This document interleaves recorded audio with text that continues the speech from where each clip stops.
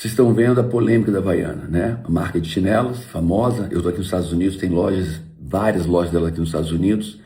E ela decidiu fazer o que a gente chama de lacração. É o que, em outras palavras? Nesse caso, botar a esquerda contra a direita. Uma propaganda infeliz que divide o povo brasileiro, que separa o povo brasileiro, esquecendo que o Brasil é uma nação, é uma única nação, é um único povo.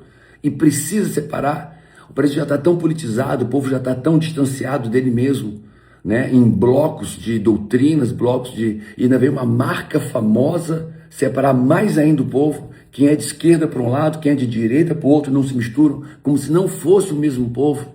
Então, Havaiana, você para mim perdeu o respeito, perdeu a credibilidade, agora eu só vou de Ipanema. E não é porque você é Havaiana fazendo propaganda da esquerda, é porque você é Havaiana, irresponsavelmente, está separando o povo brasileiro, como se não fosse o mesmo povo e a mesma nação.